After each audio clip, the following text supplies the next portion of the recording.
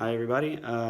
We're talking about narcissistic manipulation, and I want to talk to you a little bit about a type of narcissist known as a blaster, or somebody who's like a ticking time bomb. Another term for it is narcissistic rage.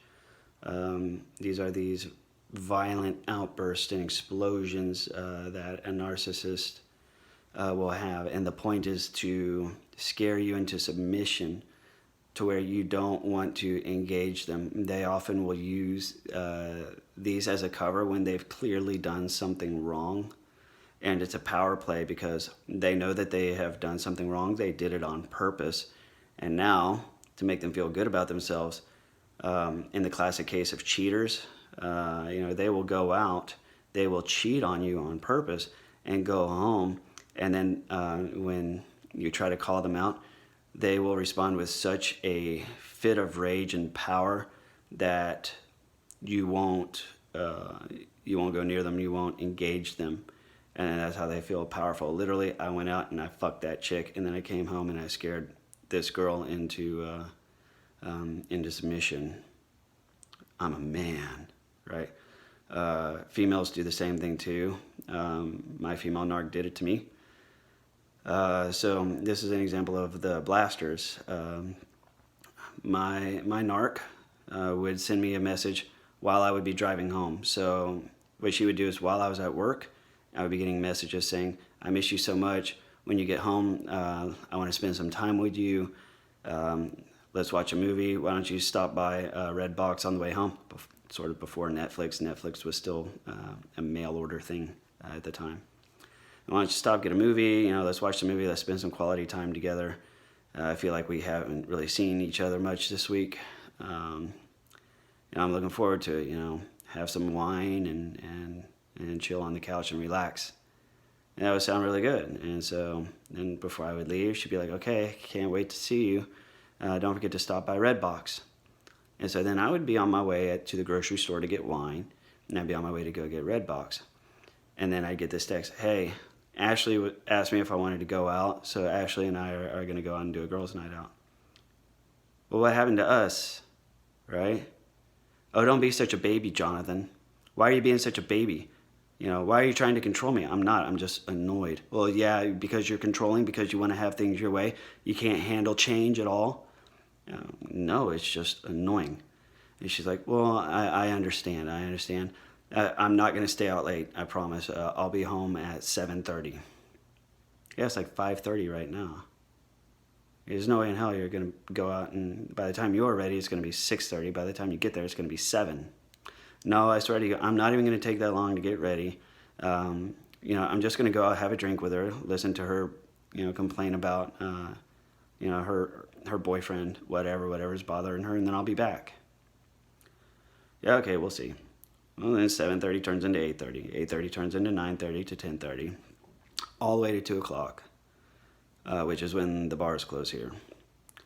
And then not even home at 2:30, but it'd be like 3:30, 4 o'clock in the morning. Of course, then I would be pissed. And then she'd come in and, I was mad, would be mad.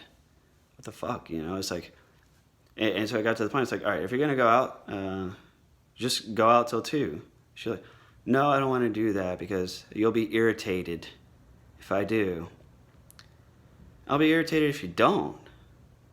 No, I swear this time I'm going to be home at 9. I swear I'm just going to go see my brother. My brother will make sure that, I leave on time because he's got to be up at work. So, when my brother's gone, I got to go. Okay. Well, then sure enough, 9 o'clock rolls around. She's not home. 10:30 rolls around, and I even text her, like, where are you? And she says, I'm on my way home. And then that's at 9:30, and then I don't hear anything from her for hours. Got me thinking that she was in a wreck, or, how drunk did she get? She's not answering her phone, she's not answering her cell. And I call her brother and says, hey, are you guys still out? No, and he says, no, I went home like at 9, like I said I would. Where's your sister? Is she with you? No. She said she was going home with you, back to you. Well, then, as it turns out, she decided last minute to go to the club. and then pulled the SIM card out of her phone. Then when she got home, she accused me of somehow hacking her phone out of anger.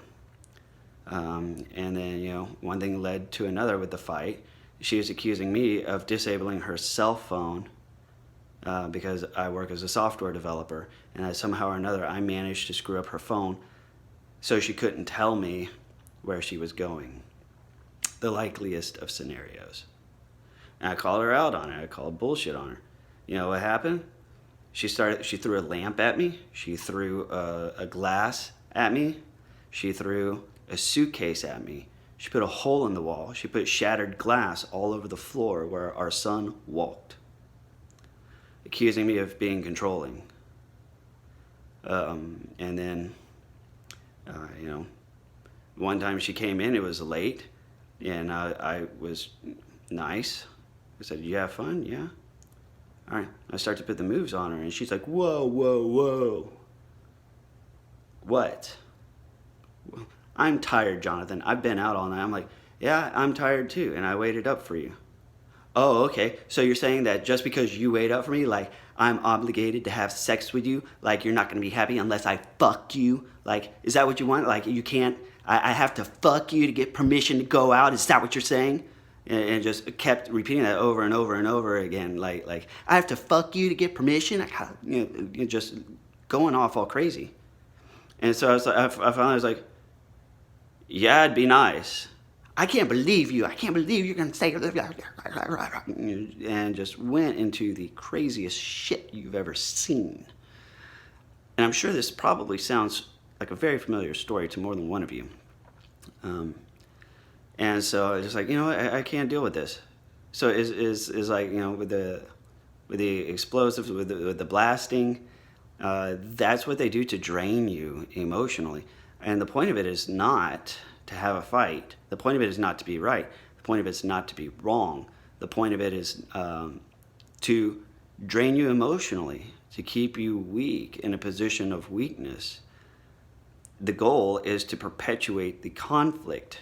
The conflict is what they want. The goal is always to have a conflict run as long as possible, whether they're right or wrong. They don't give a shit about being right or wrong. They don't. They really don't care. It's amazing because they'll argue to the point of being right, and then they'll argue being wrong intentionally, and they will shift their position to keep the argument going. It's the damnedest thing. Like, really, 5 minutes ago you were saying the exact opposite. Now you're arguing the point I was making. So why don't we agree? We don't agree. It's just different. Well, what do you mean it's different? There's this confusion. If you're a rational thinking person, they act in such a confusing manner that you're confused and you want to try and understand what the hell is going through their mind. I don't understand what the hell is going through your mind right now. Of course you don't. You don't understand me. You're right. I don't understand how 5 minutes ago you were arguing for ABC and against XYZ. Now you're arguing for XYZ and against ABC. And I don't give a shit about either one. Why the fuck are you arguing with me? Like, you just don't care. And so it's okay. So they go from being right or wrong. They don't care. They want to perpetuate the conflict because the conflict is how they abuse you emotionally. It's not about being right or wrong. It's about the abuse of the conflict and dragging you through the conflict and exhausting you emotionally so that you just can't deal with their shit. And eventually you're just like, you know what? Fuck. I can't leave you because you live here. I can't deal with you. And you won't let me ignore you. And I just keep paying the bills like I do. Whatever. You just go do whatever. And they go and they cheat. And then they blame you for it. So that's an example of blasting from my own personal history, my own personal experience. I hope this sounds familiar to you. I hope this helps you if you're experiencing these blasting techniques by your narcissist. I hope this sort of helps you identify what's going on. And the solution to the blasters, when they're fighting or they're arguing. There's another excellent video that I have called Key Phrases and How to Win the Argument. Please watch that video. It's very effective at neutralizing the blasting. There's key phrases such as, I don't control how you feel. I don't control you. I don't control how you feel. I don't control your thoughts. I don't control you. I have no right to tell you how to feel. I have no right to tell you what to do.